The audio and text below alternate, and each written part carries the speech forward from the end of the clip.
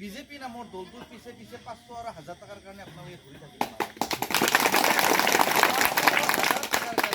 আপোনালোকে নিজৰ পৰিয়াল নিজৰ জাতিটোক বিক্ৰী কৰিব নালাগে। আপোনালোকক মই এই কথাটো অৱগত কৰাম, কাৰণ এই দলটোৱে আপোনালোকৰ ঘৰ বাৰী উচ্ছেদ কৰিছে, এই দলটোৱে আপোনালোকৰ খাদ্যৰ ওপৰত নিষেধ জাৰি কৰিছে, এই দলটোৱে আপোনালোকৰ মছজিদ আপোনালোকৰ এই যিটো কবৰস্থান মাদ্ৰাছা এইবিলাকত অন্যায়ৰ প্ৰতি কৰি আছে, যিটো এই বিজেপি দলটোৱে কৰি আছে।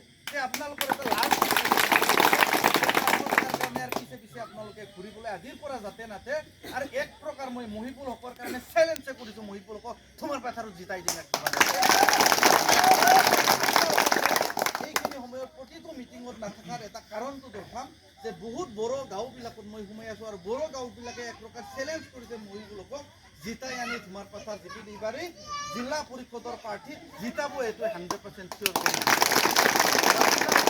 মই অনুৰোধ জনাম। জিলা পৰিষদৰ প্ৰাৰ্থী যিটো পুনাম ৰামচিয়াৰী আছে, পুনাম ৰামচিয়াৰীয়ে 6টা জিপিৰ কাৰণে কাম কৰি আছে। 6টা জিপিত যিমান বড়ো মানুহ আছে, 6টা জিপিত যিমান মুছলমান মানুহ আছে, আমি একেলগ হ'লে বিজেপিৰ কেণ্ডিডেট 100% হাৰিব।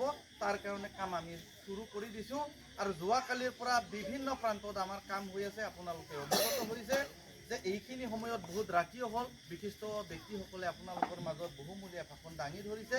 কেণ্ডিডেটটো অত্যন্ত ভাল, যে আপোনালোকক জনাওঁ যে জুই মূলা বাঢ়ে তাৰ গুই পাততে চিন, ইংলিছত কৈ মৰ্ণিং শ্ব' দ্য ডেজ। এই মই মূলা চায়ে, এই পাত চায়ে মই কেণ্ডিডেট দিয়াৰ কাৰণে আগ্ৰহী হৈছোঁ। আৰু দুটা আমাৰ এই যিটো ব্যক্তি আছে ৰাইজৰ কাৰণে কাম কৰা ব্যক্তি, আপোনালোকৰ সহায় সহযোগ মৰম আৰু আশীৰ্বাদৰ অত্যন্ত প্ৰয়োজন, আৰু এইখিনি পালিয়ে যথেষ্ট ৰাইজৰ কাৰণে কাম কৰিব।